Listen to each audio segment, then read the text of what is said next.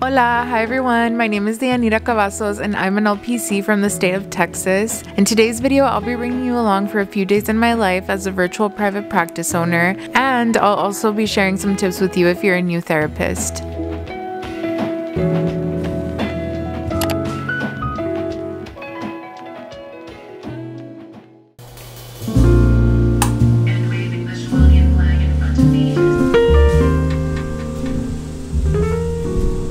Hey everyone, good morning and welcome back to a new vlog. As you can see behind me, I already started decorating for fall. I'm going to go ahead and start making breakfast. I have a rom-com in the background, currently watching Hitch for like the billionth time because I just like playing something that's comforting that I've watched a billion times, because right now I'm gonna go ahead and start on work, get some progress notes done. And Mondays I don't see clients, that way I can catch up on all the notes and like the back end kind of work that I do as a therapist. So I'm gonna go ahead and do that. And then today at noon, I'm trying a new thing. I'm going to go to the gym in the afternoon because I'm trying to find what would be a good time to go to the gym during the weekday that isn't jam-packed, because I'm going to be adding more strength training into my workouts, and it's also just good and healthy for me for my PCOS. So I'm trying to increase the amount of times, because right now I usually do 2 days of strength training, but so my goal is to up it up to 3 days, and we'll see how that goes. I already know I'm gonna feel good because it just makes me feel so great. So welcome if you're new to my channel. I hope you'll stay and hit that subscribe button and be a part of the community. There's gonna be plenty of self-care this week because I need it. I always say that because I always need it. We always need it. Also, as you can see, half fall stuff and half summer stuff is still up because we are in a transition, but we're gonna do that this week also.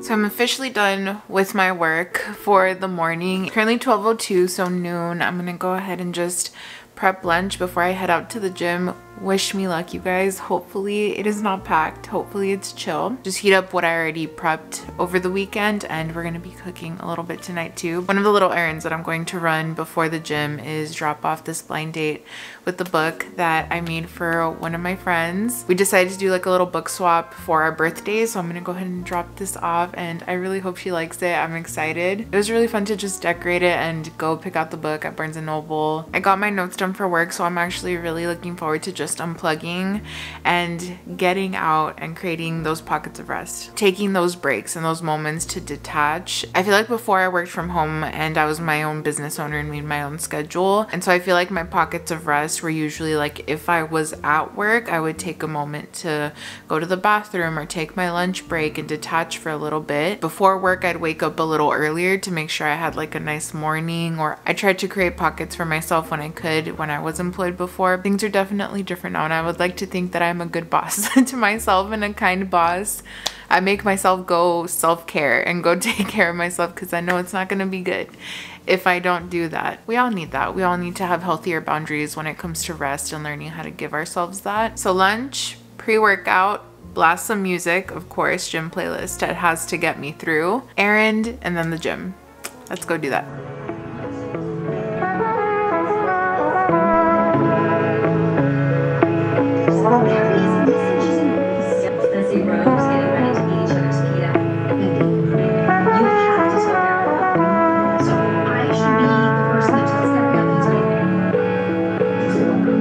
Okay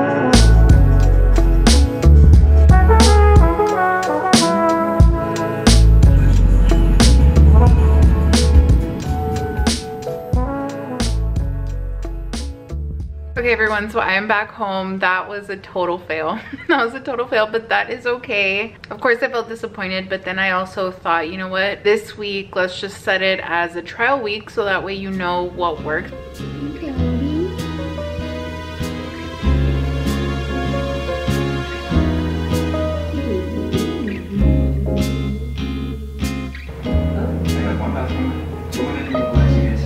Gabriel's bed. There are you.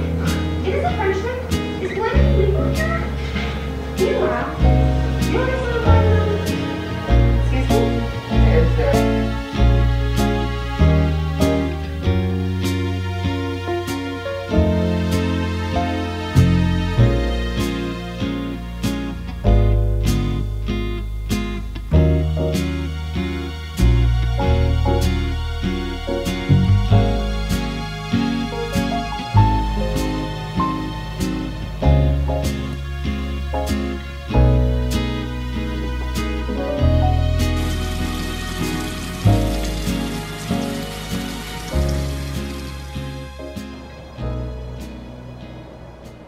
Hey everyone, so I have pretty much just been resting in bed. This past weekend was just a really emotion heavy weekend.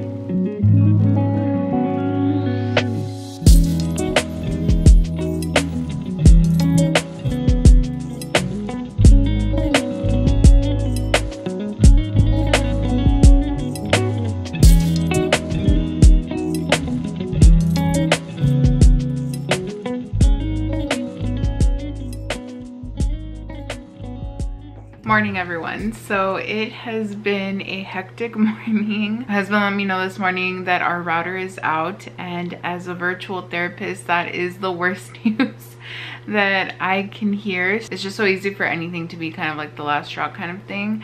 And so this morning was nice because I tried to just enter solution mode. So probably gonna head over to my parents' house and use one of the spare rooms in there and have my sessions, and I'll see if I need to reschedule clients and how I can do that. And that's the best that you can do when things like this happen. Shit happens, you know what I mean? And you just gotta keep rolling with it. So I did try to brainstorm as far as what do I want to do with the morning time since I have no Wi-Fi. And so I thought it would be fun to just continue listening to my audiobook or watch things on my phone. Maybe decorate a little bit more for Halloween because I've been doing that for spooky seasons.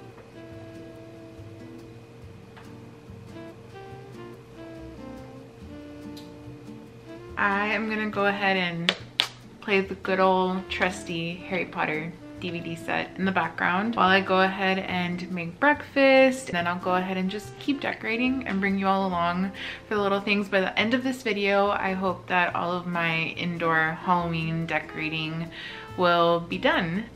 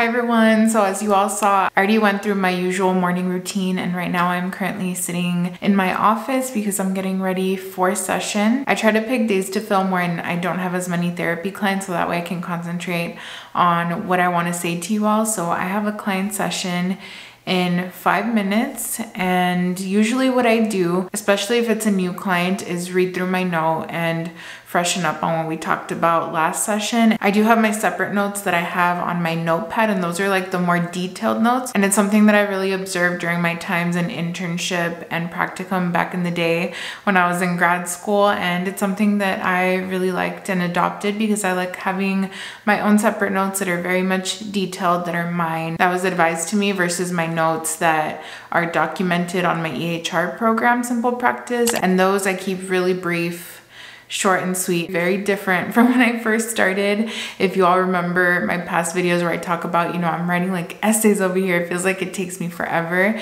And so I've definitely learned what's the most important thing that I need to say in my note, that I need to describe, and just keep it there. And then I have my detailed notes that are mine. I will go ahead and talk to you all after my client session, and I'll share some more tips with you all for new therapists.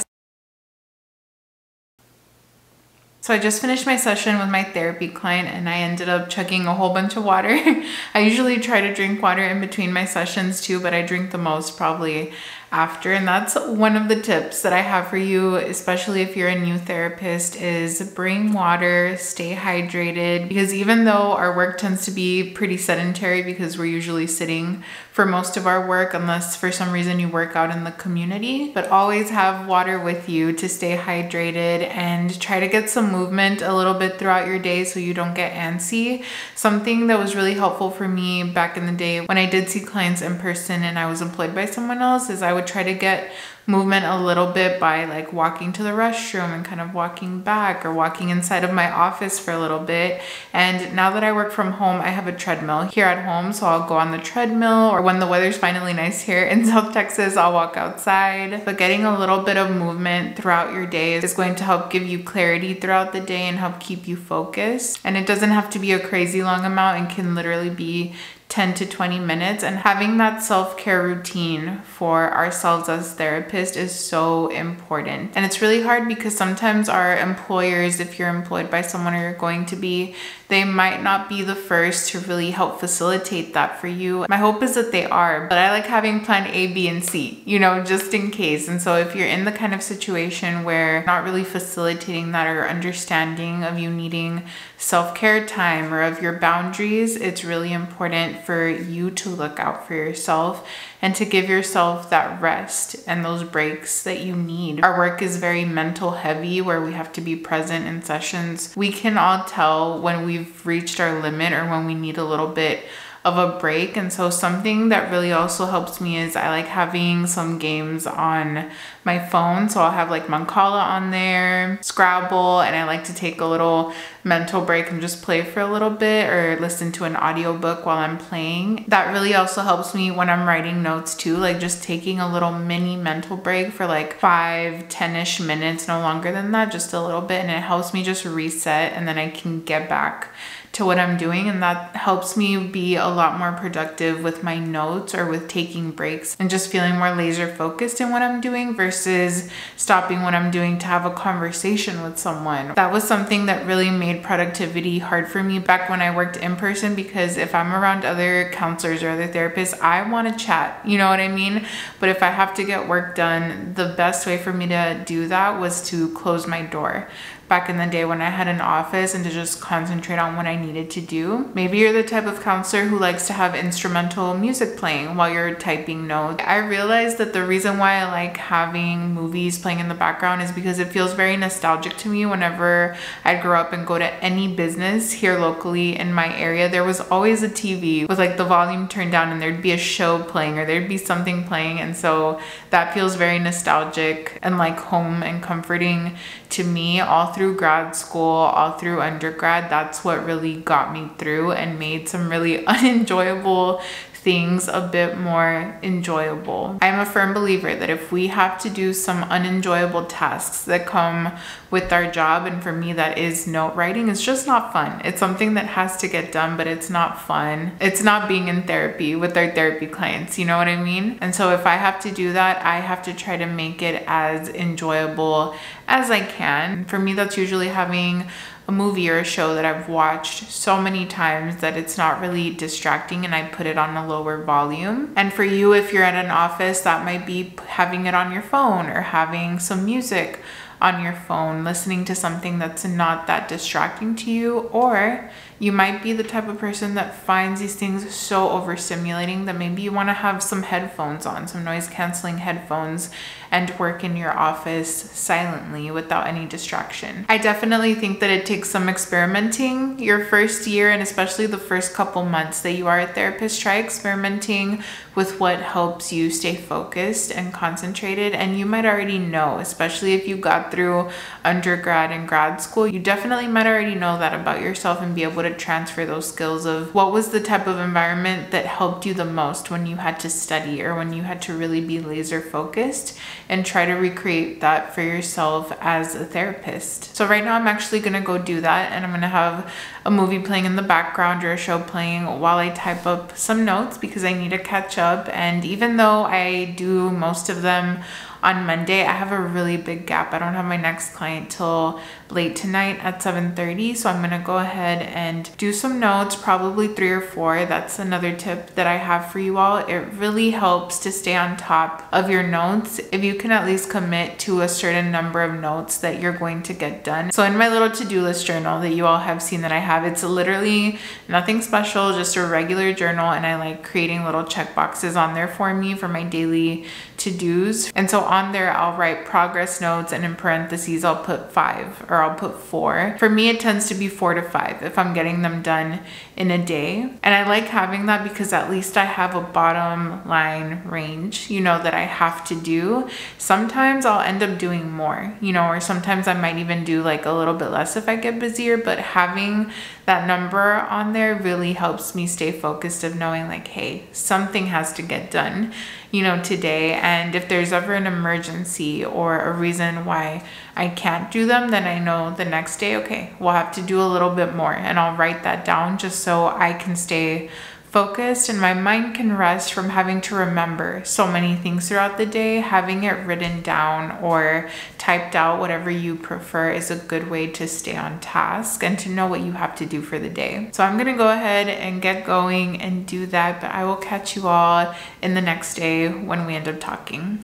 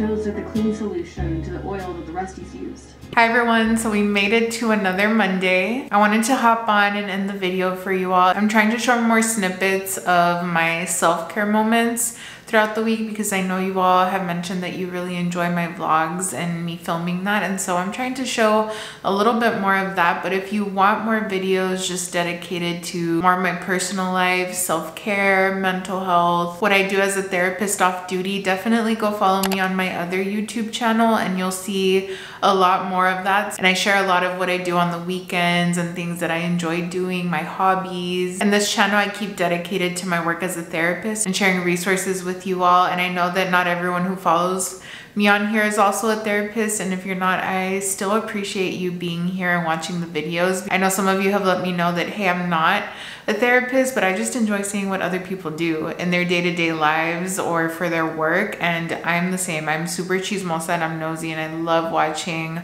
vlogs of people who work in different types of fields. I also wanted to say thank you so much for 7K subscribers. Y'all just keep surprising me. I take these little breaks because I'm focused in on the work that I am doing with my therapy clients, and then when I come back, I look and I'm always surprised to see that there are more and more of you here. It means so much to the content creator part of me that you all are enjoying being here and are enjoying my videos. It means so much. I wanted to end this video by giving you all some encouragement for any therapists that are new to the field out there or that are about to finish grad school. All of us at some point in our journey, especially our first year and especially that first week of being a therapist, feel imposter syndrome. The self-doubt is there. So many of us feel scared. We don't want to mess up. We're just on edge. Some of you have asked me for tips when it comes to imposter syndrome, when it comes to being a new therapist. And one of the things that helped me personally the most was really leaning into my own self-talk. I created a little ritual for myself because at the time I commuted into work, and so on the commute I had a playlist going. It was just like a crazy mix of music that just put me in a really good mood. But you can always make a playlist that feels empowering to you or that just elicits the emotion that you want it to elicit. Now when I got there, I remember parking and using some affirmations and some more positive self-talk for myself. I remember sitting there and closing my eyes and just speaking to myself, and this is kind of what that sounded like. Hey, I know that you're scared, I know that you're worried, I know that you don't want to mess up. This is the first time that you're here on your own being a therapist. You're gonna meet your first client, but just remember that this client is just a person. You're going to do great. Just get to know them. You are a great therapist and you're going to continue to learn to be an even greater therapist, and it starts here, little by little. And then I just started repeating to myself, I am a great therapist and I'm going to do great today. And you can definitely modify all of that to fit you and your personality. I really needed to hear that in that moment. And so I think the most authentic thing, like we share with our own therapy clients, and use your own wording and what you need to hear. So really just asking yourself, what do I need to hear the most right now? I needed to hear encouragement. I needed to hear that I was not going to have this big mess up, that all I had to do was really relax and be myself and breathe and encourage myself, that I was going to really enjoy going in and working with my client and getting to know them. This is the moment that I waited for. So self-talk is really important. Also really that routine that we talked about, creating a routine for yourself that sets you up to feel relaxed. So taking your vitamins, making sure you have breakfast, getting some movement in, the basics, right? The basic foundational things that we say to our clients, they're the foundational things that we need for a reason. We're not going to feel great if we don't take care of ourselves and we don't do those things first. So really leaning in to having a little routine for yourself. And if you're out of grad school, that's something that you can already start cultivating and creating for yourself, a routine, even if the times have to change, because once you enter work, it'll be different. Just really getting those habits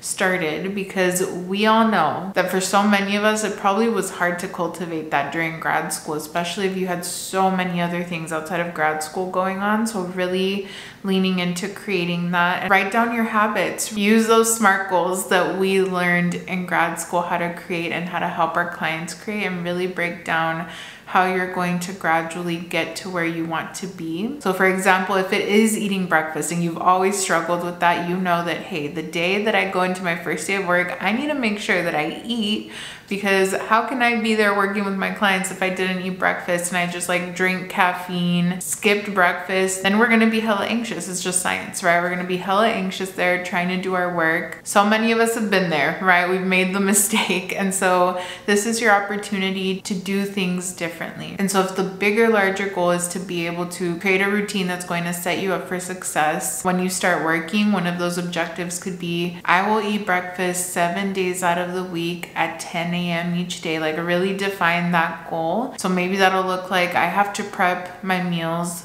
the weekend before. I'm going to sit outside and have my breakfast. I'm going to sit in my living room while I watch something and eat my breakfast. I'm going to listen to music. The way that we can create a habit is to really create something enjoyable when it comes to that habit. And so for me, like you all have seen in my videos, that looks like I'm watching a YouTube video, a movie while I'm cooking breakfast or meal prepping it and then heating it up. It just puts you in the right headspace before you go and see your clients, because you already took care of yourself and took a little moment to rest. So especially that first week, if there's a lot going on in your life, making sure you really lean on your support system. That first week, if you know you need it, like having your partner, your friend, your roommate, your family, your loved ones really help you that week. If you have kiddos, like helping you get set up, especially that first week, because the nerves are gonna be nerving. Like we are all anxious, especially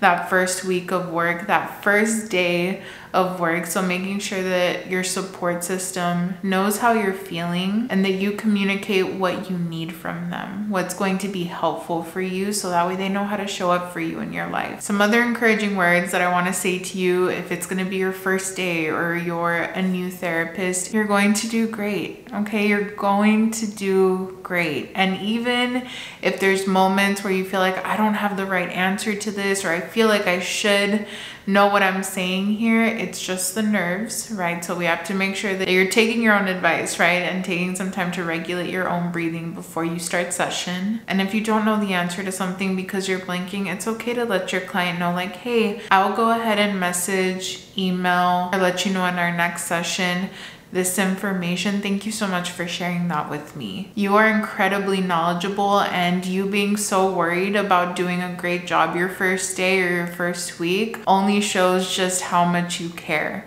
about your clients and how much you really want to do a good job. And the best thing you can do is make sure you have a little self-care routine for yourself that's gonna help you get in the right mindset, in the right headspace to go into your first session and into your first day. You never know what you're gonna get. You might have a client who's really excited to work with you. You might have a client who was forced to be there. Like, you never know. My first session might not look at all like your first session, but the one thing that you do have control over is how you want to start that day, and reminding yourself, hey, what is the structure that I want to follow for my sessions? And so first session is usually intake. That also takes a little bit of the pressure off you, because you're just going to get to know your client. First session, right? Really get to know them, whether that be because you have to sit there and gradually ask them the questions little by little. Something that I used to like doing back in the day when that was the structure that I followed. It's not the structure that I have now, because clients fill out their intake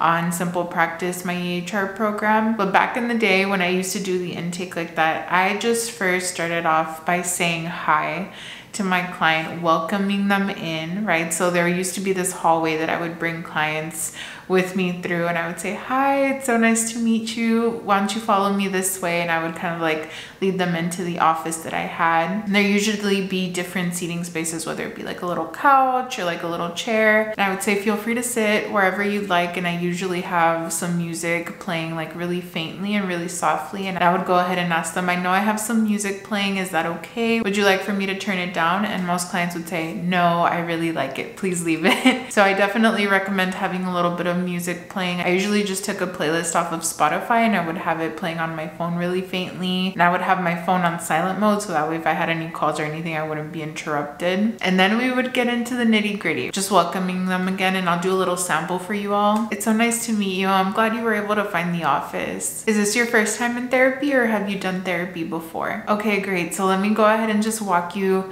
through everything a little bit. So to get started, confidentiality is one of the most important things that you and me are going to start off with. And I know you signed some consent forms already, but essentially what that means is that I have the duty to protect your confidentiality, your information, and keeping that private. So we're in this quiet space right now to make sure that no one can hear us, because I want you to feel comfortable when you come into session to meet me and not fear that anything that you share with me will ever be shared with anyone else. So you and me get to talk about anything. The only exceptions to that being if you ever let me know like, hey, Deyanira, I am not feeling good. I'm not feeling like myself. I feel like harming myself, or I feel like harming someone else, or I know of someone who's being harmed. In those moments, that's when confidentiality has to be broken. And I will always do my best to talk to you first and let you know, hey, you mentioned this or you said this. Remember what we talked about? My number one priority is making sure you're safe, or making sure someone else is safe. I have to call Hotline Center to make sure you're okay, or I have to call 911. And some of this might not apply to you, but I still like letting clients know and really going over it just to make sure you know what to expect. Do you have any questions about any of that? Okay, but if you do at any point, feel free to let me know. Even if you're thinking, should I share this? It's always okay to ask me if you have any doubts about it, okay? So if you feel comfortable, why don't you start off just walking me through what brought you into seeking therapy? And so from then on, you would just ask the questions, gradually ask the questions. And it's okay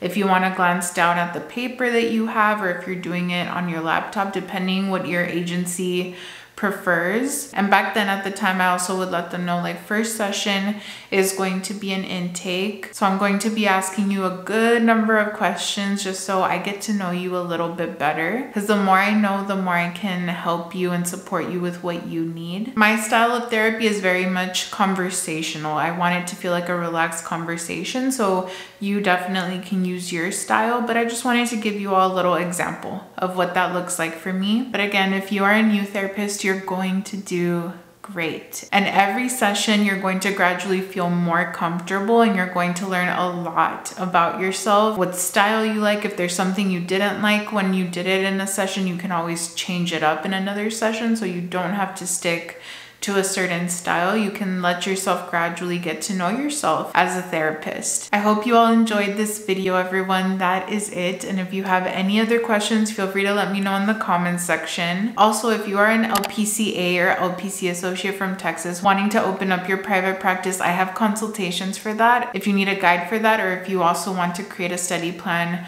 for the NCE, or if you want to have a meeting to be able to discuss the career field and any questions that you have, you can book that at the link on my website that's down in the description box. But that is it for this video, everyone. Thank you so much for watching. Take care. I hope you all have a great week, and I will see you all in my next video. Bye.